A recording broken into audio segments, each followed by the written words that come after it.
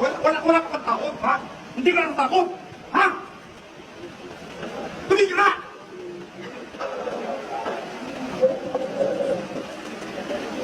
Kasama ko mga animal ito.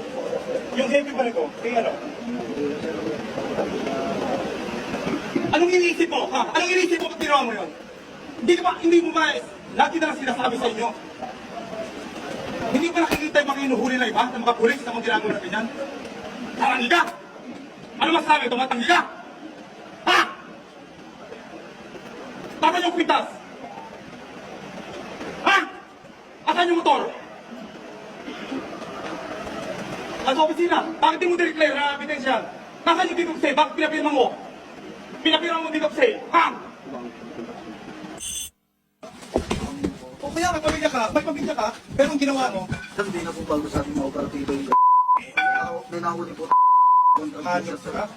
Ay, yung mismong bata, positive sa laceration. Kasi edad lang po ng anak ko yan, sir.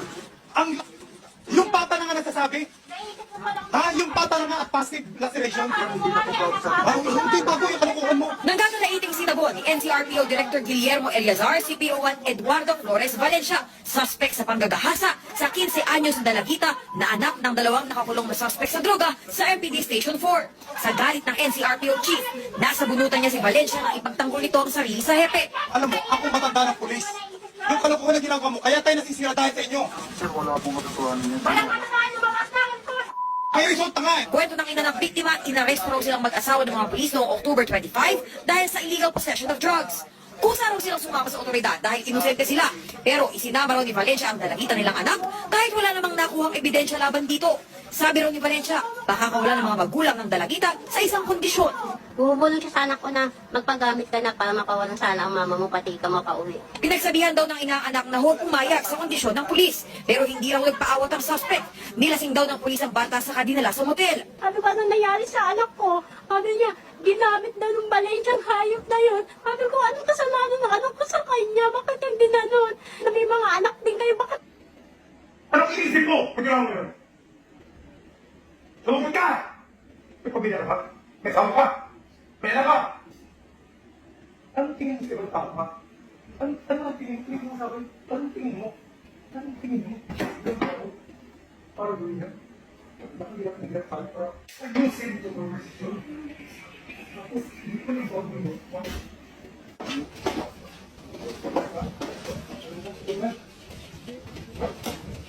Anong ikaw magawa?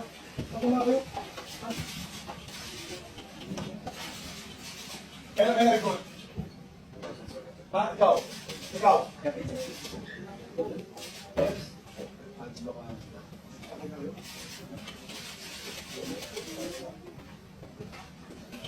Anong specific unit mo? Anong type mo?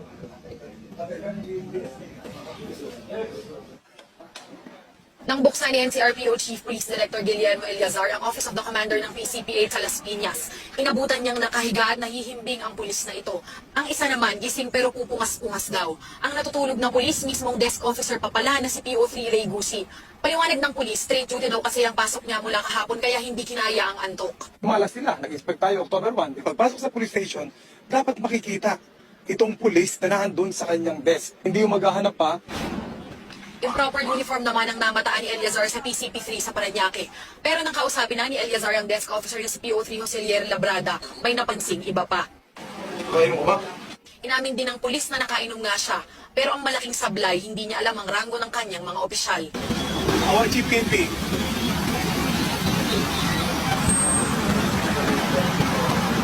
Police record. Dadalhin sa ospital para ipatest si Labrada. Oras na lumabas sa resulta na nakainom nga siya, mahaharap siya sa kasong grave misconduct. Kasama rin sa mga ininspeksyon ng NCRPO ang mismo. Ayon sa investigasyon, dinarang nila Police Corporal Roy Dumanag, Patrolman Pat Bernardo at kanilang asset na si Janos Francisco ang lalaking biktima na nauwi pa uwi na. Pinalibutan na po ako nila. Tapos po noon, pinasok po ako dun sa may kubo-kubo dun sa may dun nga po. Tapos doon na po nila ako inanuhan. Kinawalan ng pera. Sinutukan po ako nun sir sa loob ng kubo. Ayon sa biktima, sinita siya dahil drug user daw siya. Hindi na raw nakapalagang biktima nang tutukan na siya ng baril. Sinipuraan daw siya ng police asset, saka sinimot ang laman ng kanyang bulsa. Kinuha yung kanyang perang hawak na 850, pati na rin yung singsing, yung kanyang wedding ring. Pagkatapos nun, binatawan siya. Nakapag-report agad sa Pasig Police ang biktima at sa follow-up operation. Agad na nadakip ang asset at ang dalawang pulis na sila Corporal Dumanag at Patrolman Velarde na kapwa naka-assign sa Drug Enforcement Group ng Pasig Police. Hindi naman po namin talaga alam na pulis po yung nang-hold up sa kanya. Una alam po namin, i-report lang po namin kasi na-hold up siya. Nung nalaman namin pulis, doon na po kami kinabahan. Itong dalawang pulis nito ay wala namang legitimate police operation during the time. And yet, naandun sila at nagsasagawa ng operation na hindi sanction ng istasyon. Habang ginagawa ng mga kasamahan nila sa SDU yung kanilang tamang trabaho, meron naman pong hindi kasama doon sa operation na supposed to be nasa ibang operation sa Cleo, sa ibang barangay din, na gumawa nito on their own. Lalong nag-init sa Lazar sa bandang huling bahagi ng briefing. Sabi ka sa akin dito, bakit nyo naisip yung ganyan? Matagal nyo ba ginagawa na yan? Hindi po, sir. Ha? Hindi po, sir. Naawa lang po kami, sir. Nahawa? Naawa po. Anong nahawa? Wala naman po kami ginagawang masama, O, sir. ba't kinuha mo yung... Walang ginagawa masama? Sir, wala po kami ginukuha. Alam mo po ng Diyos yan, sir. Kinuha nito kong ayos ka? Alam mo, para magtuhang sa'yo ng awan sila, nakuha nga yung siksik sa'yo eh. Sir, Nakuha nga yung siksik sa'yo eh. Ha? sa kanya po, sir, sa kanya. Hoy, hindi! Tama ka eh! Ang mahirap sa'yo, gumawa ka ng talukuhan, magdidiray ka pa? Ha? Ng Diyos yan, sir.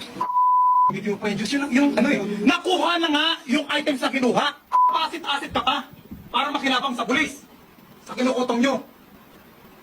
Mga animal kayo, kaya tayo nagkakaluko-luko dito. Itinanggi ng mga suspect ang paratang. Sir, nag-effort kami para magkaroon ng trabaho. Kaya nga eh. Para may kami sa COP namin eh. Hindi naman kami masamang polis eh. Hindi ka masamang pulis, pero kung makakakutong, gagawin nyo. Hindi kami kukutong, sir. Hindi na niya pera na. Nasa inyo na nga yung ebidensya eh. Ang mga ebidensya, sir eh. Robbery with intimidation ang kakaharaping kaso ng mga suspect hanggang sa ialis sila sa briefing area. Umiiyak na nagpapaliwanag ng pasigaw ang mga suspect. Alam niyo ba, Opensyo? Ha?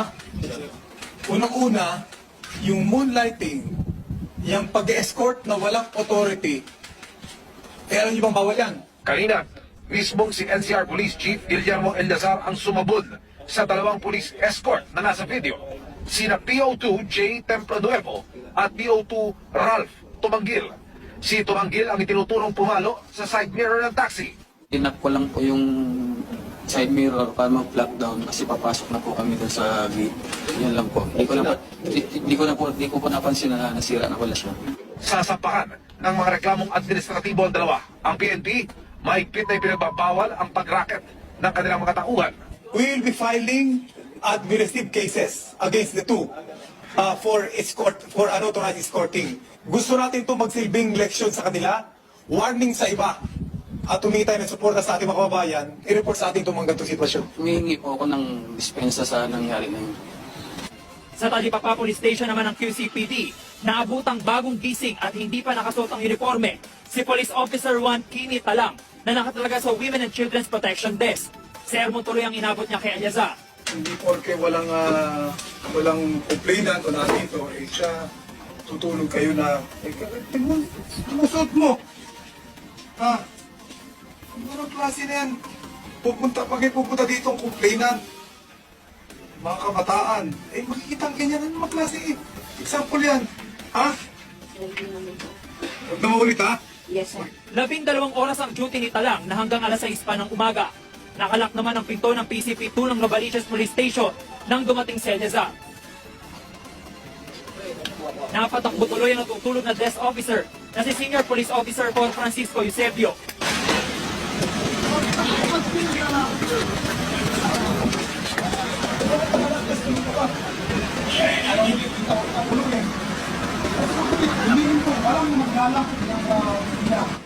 Or safety lang po. Safety lang po ng ano. Kaya Opo.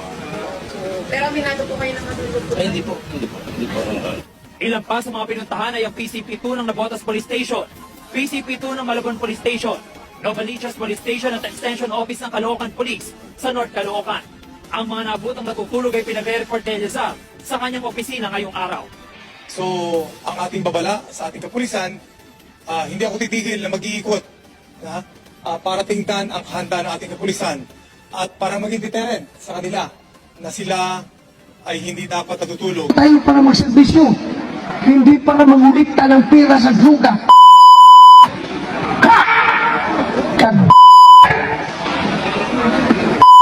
Hindi nyo alam yung buhay ng si Pepe.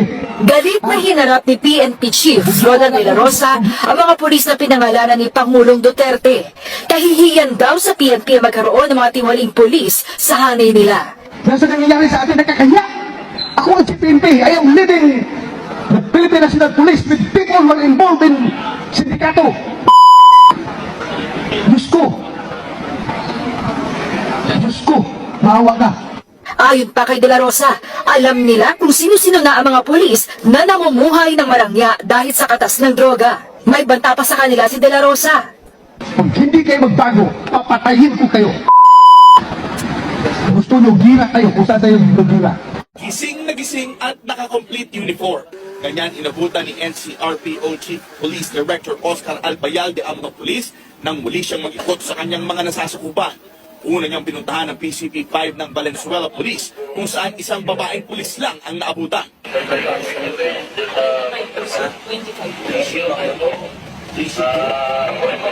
Nagbigay si Albayalde ng ilang suwestyon kung paano mamamaximize ang bilang ng kanilang pulis para raw makapagserbisyo ng mas epektibo. Kung dalawang hatian, 2/3 sa umaga, 1/3 sa gabi, mas marami kayong tao. Di ba? Yung mga admin eh. Pangalawang pinuntahan ng PCP-1 ng Malabon Police. Dito, nakitang walang ilaw ang sign ng istasyon na may kaliitan daw. Inalam din niya kung pumasok nga ang lahat ng naka-assign na pulis sa istasyon. Lakay nito kaya, 14 ang tawagin mo. All accounted for naman at nakipag-selfie pa sila. Sa PCP-9 naman ng Malabon Police pa rin. Natuwa si Albayalde ng abutan niyang gising na gising ang mga taga-barangay at pulis na nagbabantay. Sa PCP-4 naman ng Navotas Police, bukod sa mga taga-barangay at mga pulis na nakatalaga roon, saktong naroon din ang Chief of Police. Yung pagbisita na sa amin dito, ay moral yung tropa. Ang feeling ng tropa dyan is napapansin din ni RD sila. Huling pinuntahan ng PCP-1 ng Manila Police District kung saan lahat ay gising din at walang absent na pulis. Kailangan natin dito ang suporta ng mga local chief executives natin para ma-improve yung mga opisina ng mga different PCPs natin dahil kapag ibang tao, lalong-lalo na siguro kung foreigner ang papasok doon sa mga PCPs natin, hindi niya maintindihan kung bakit ganun ang itsura ng mga opisina ng mga pulis natin dito, lalong-lalo na dito sa Metro Manila. Drugs kasi based sa economy natin eh. Ang drugs kasi mga tao dito, just remember no, bakit may mga tao gumagamit ng drugs? Remember, hindi sila addict. Kasi gusto laging maging addict. Remember, ang gumagamit ng drugs sa mga tao natin, especially mga ayoko na, yung mga nagpapadagdag ng oras. Kasi pagka gumamit ka ng drugs, gising ka, nadad ka. Remember, ang trabaho natin per ora dito. Hindi naman tayong sigurado eh. So, ito yung ano natin, kaya ayoko mag-compare. Ang sinasabi ko lang, mas maganda po kami ngayon dun sa data namin sa about crime. Mas nabu-broadcast lang ngayon kasi hindi dati takot mag-report. Pag umaresto ka ng tao, pag inaresto ka ng pulis, pwedeng hindi dala ng pulis ang warrant mo. Pwede. Sasabihin lang ng pulis kayo, uy, arestado ka, may warrant ka. Nasaan ang warrant? Doon sa istasyon, halika na. That's perfectly legal.